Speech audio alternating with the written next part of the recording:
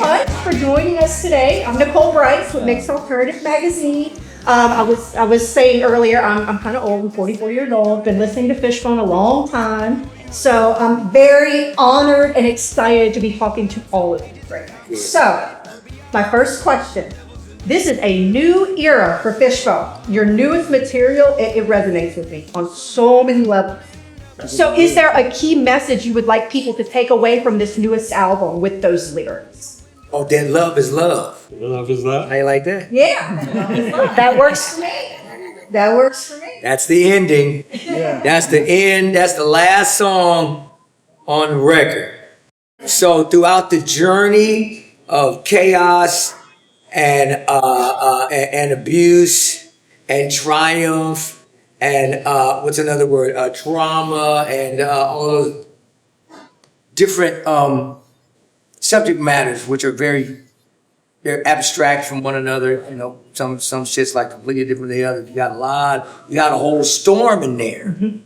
But at the end of it, at the end of the storm, at the end of the ride, Mr. Toad's Wild Ride. Yes. At the end of that, the door opens up and you see your mom and dad wait at the end. They get to give you a hug after the whole little haunted house experience. The whole album, Stockholm Syndrome, it's what's missing in music right now. It really, truly is, because every single song tells such a profound story.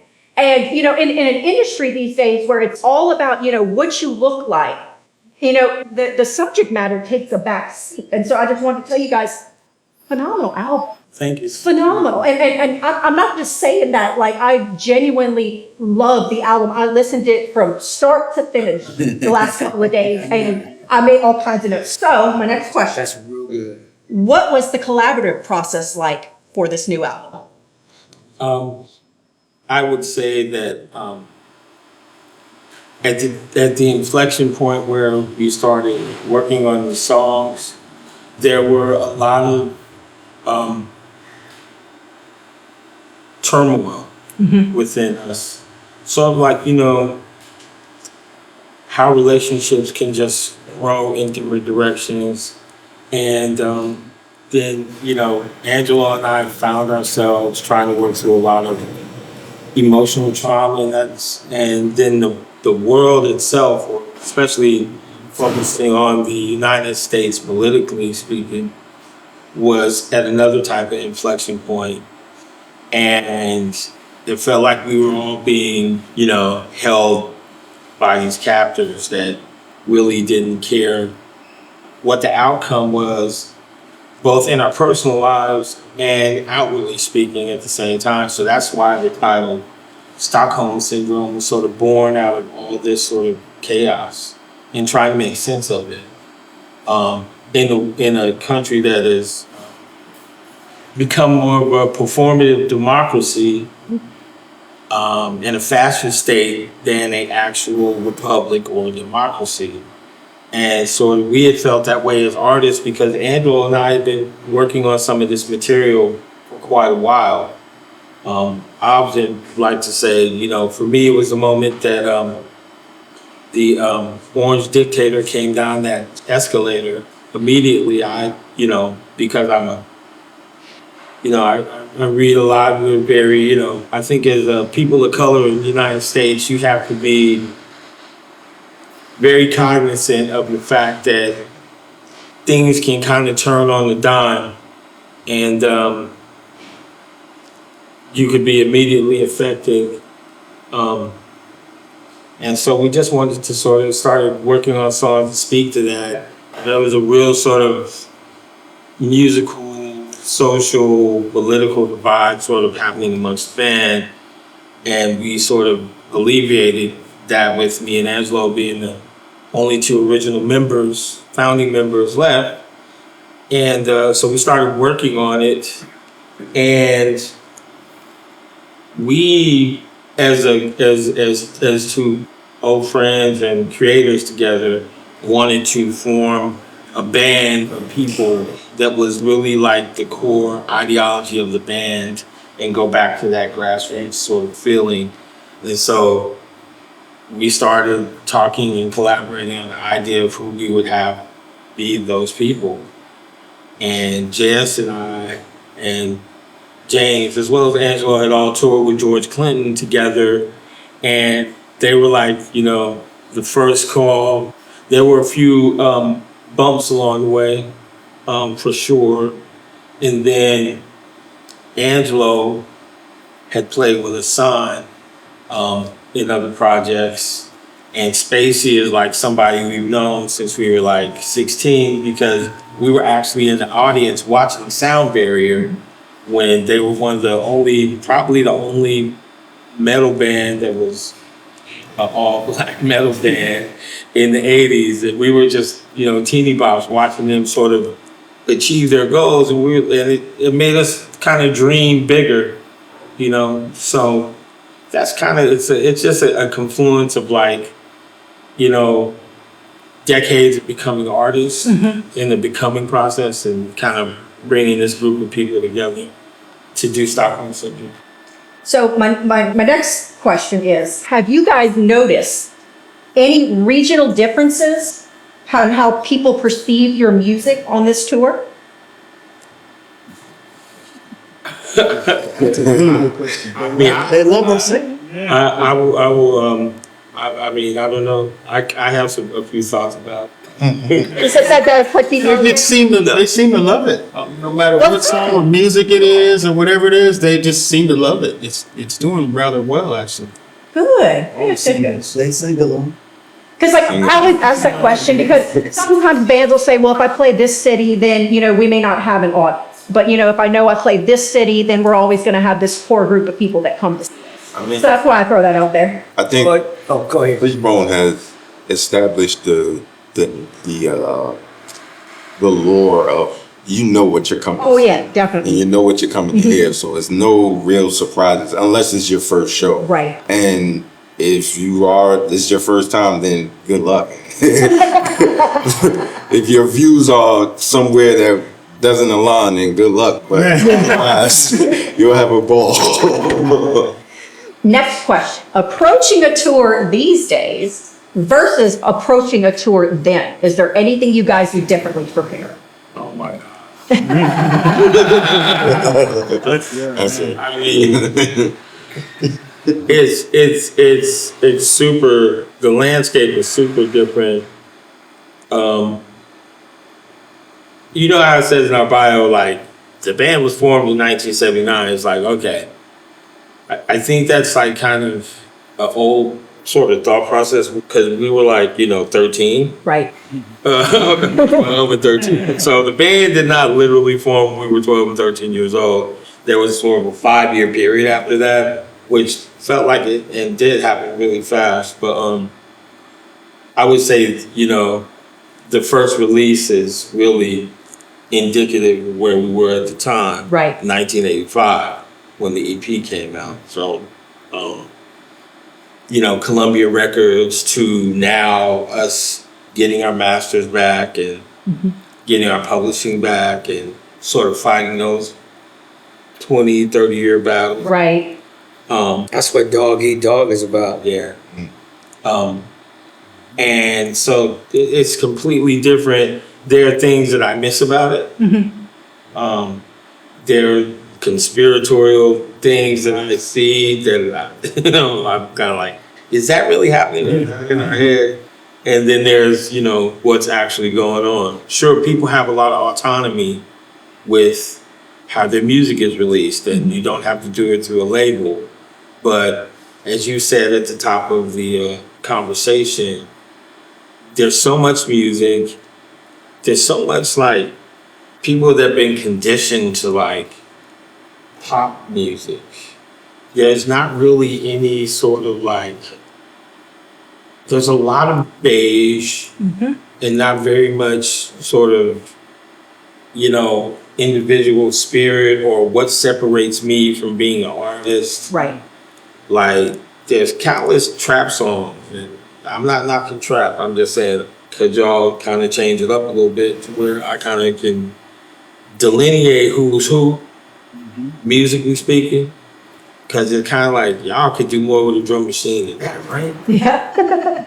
Like, we came from the era of like the birth of hip hop, so it's like, some of my early shows were like Run DMC and Houdini, Grandmaster Flash and Period 5 and on and on. And we made records with Tribe Called Quest and Jungle Brothers. And we have a very storied history.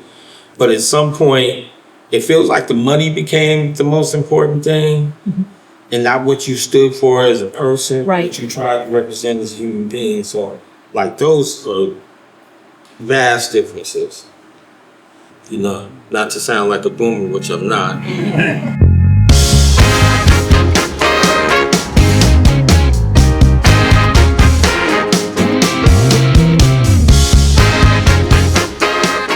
So, what is your secret to keeping the same raw intensity on stage that you guys have become known for? Only you. The man himself. Well, I guess, I don't know, the first thing I thought about was, when you were getting ready to, when you said stage, that automatically translated to music to me, because the music makes everything possible. It makes it to where you can dance and move and be somebody else that you might not want to be at that time, or somebody that you dreamed up you could be. Music helps you do all that, which comes into theatrics. And I've always liked a lot of theatrics, you know, and I like it. I like to be able to put it to the music, because then you get the message across a little better when you got theatrics attached to Oh, yeah. your music, theatrics and dance. Because the music makes the dancer dance. This is true. The music makes people shapeshift. You know, when you put the water, we're made up mostly of water, right? You put the pan of water on top of the bass woofer, you play the reggae or whatever it is, you know, you got that low frequency. It's all about the shape of the frequency, water, yeah. right? Positive Yep. energy. From Positive the energy, water. yeah. And so you see that shape that it makes the water. Well, that's what we turn into. The music makes us turn into that. I love that. Musicians get to be puppet masters. What is the most gloriously disastrous thing that's ever happened on stage? Or is there something on this tour where y'all were like, oh my gosh, and did the crowd love it or did they panic? Well, there was a time, and I'm glad it's okay now. There was a time where Angelo liked to get naked on stage. We missed those days. Yeah. And every They didn't do that when I was there. Some extreme Holy Ghost moments right there. and I would be the one slated to have a conversation with, man, we're in Florida. Can you, like, Jim Morrison got arrested. Can we not go to jail? And at the time, Angela was like, man, the Holy Ghost comes over me and I just want to get naked and strip down to like the beginning when I was just a fetus. I'm on Channel Adam and shit. No, at the time you were saying you want to get back into the womb and become a fetus again. And I was like, what does that have to do with being naked? A lot. And that thing was like, that's what you're saying. What if fetuses are naked? They don't know shit about clothes yet. They are not conditioned They are to be ashamed of their bodies. Anything about clothing. If you take your clothes off, then we arrested everybody. That's what the police were doing. Yeah, and I was So that was scary for Funny me, stuff. being clothed at the time. I can only imagine. I wasn't giving a shit. Oh, I'm hearing. Yeah, he's a movie. Once, man, he got to have fun. I mean, right? I probably did it maybe like 4 times in my life, maybe. It ended in San Francisco. It started in France, ended in San Francisco. That's awesome, but I bet it was liberating. It was like, yes. And he had the sax block in him. That's the picture everybody got me doing here with the horn block. They got that shit in the UK. Yeah, I saw that. Like a Johnny Bill. Me the night before. And after the next couple of days, that shit was up all over fucking London. Yes, he was. Up on the bus stops and shit and everything. I'm like, damn, who the fuck did that? Did that? oh, shit, And did you say that? Love is love is love.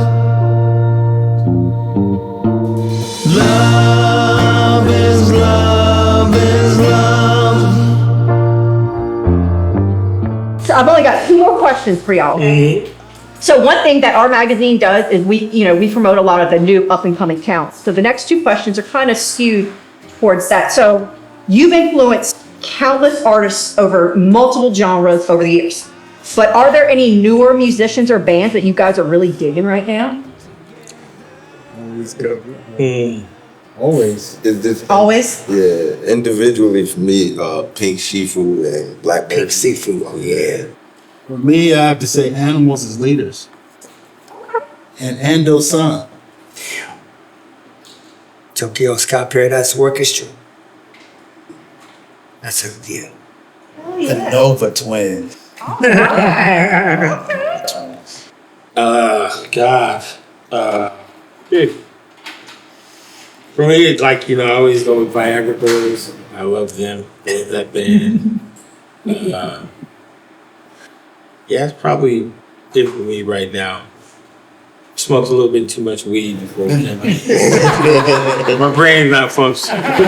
So as veteran musicians, what is one piece of advice you could give the up and coming musicians to navigate their careers successfully like you guys? I'll tell you one thing, stop putting out bullshit. And Stop putting out that rushed, Disneyland crafted, fake pop, wannabe, high behind auto-tune ass music. But is it their fault or is it the consumer's fault? Oh, it's your responsibility as an individual to be responsible for what you like. oh no, the consumer as opposed to the artist. I mean, to one person, the garbage can be gold. And another person, the gold can be garbage, Or what is greatness? We always talk about it. Okay, What great is, right? So how many Pat Boone records you do got have? different Let's talk about how many you got Pat Boone different records you got a different musical perspectives on music and how people hear it or interpret it or whatever.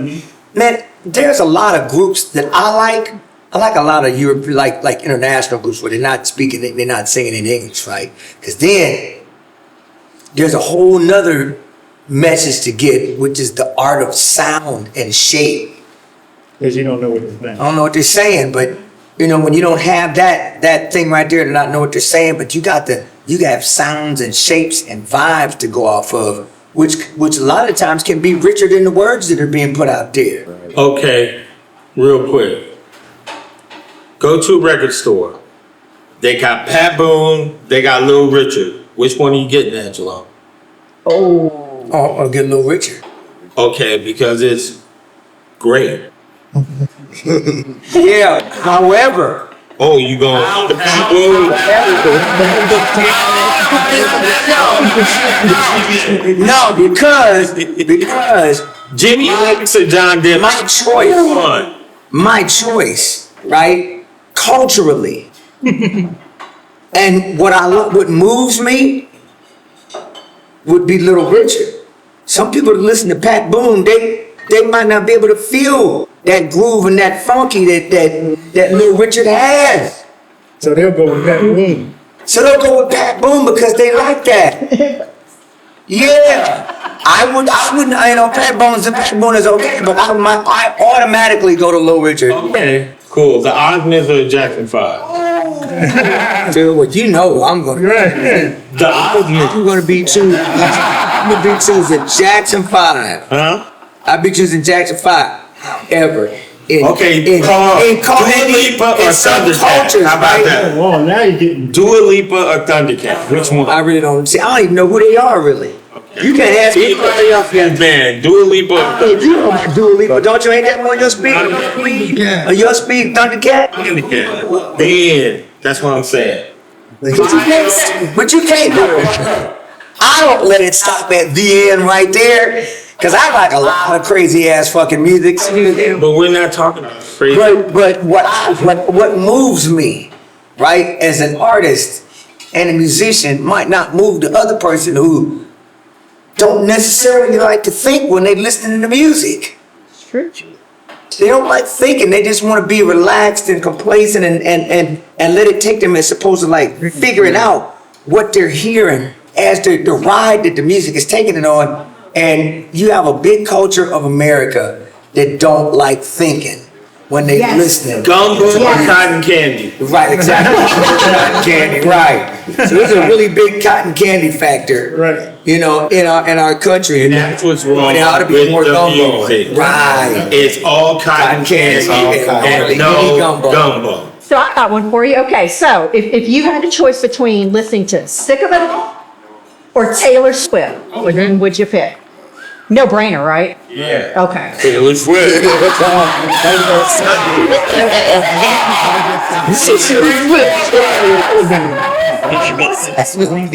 So what are y'all looking forward to doing for the rest of the year if y'all finish up this run dance? What's my last question? Sleep. Recruiting more soldiers. Yeah. Recruit. Take it to the next level. We're expanding the Fishbone familyhood. Thank you, Hassan. We're expanding the Fishbone familyhood, right? We've had 4 generations of the Fishbone familyhood. This is the 4th generation. So we intend on expanding this generation of the Fishbone familyhood and urging everybody to tell their friends. They have their friends tell theirs. And mama, daddy, uncle, grandma, aunt, everybody, even your enemies, let them know. Everybody, tell everybody this is what's happening. We telling it like it is, and they need to hear and feel us and see us. I agree. Yep. Stockholm Syndrome is saying everything that needs to be said. 100%. I actually put that in my notes right here. Oh, wow. Listen. Yeah. I'll just go ahead and read you what I had put. I love the entire album, but the messaging on Love is Love and Gelato the Clown is particularly impactful. Love is love, speaking from my own heart. Love is love, black, white, or brown, they, her, and him. You're beautiful the way you are. Love is love is love.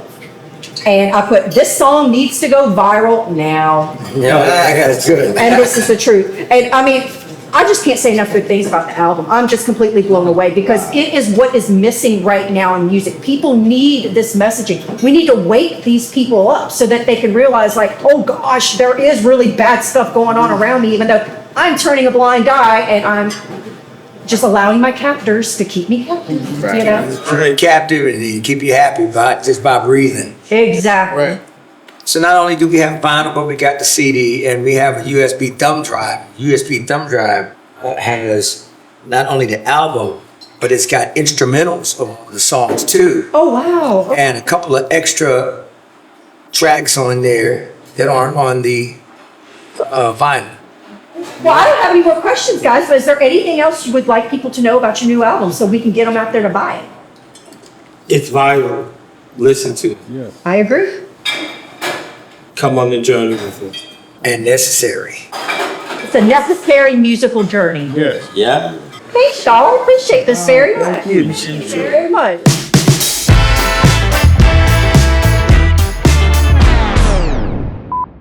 All right, vacation time is over.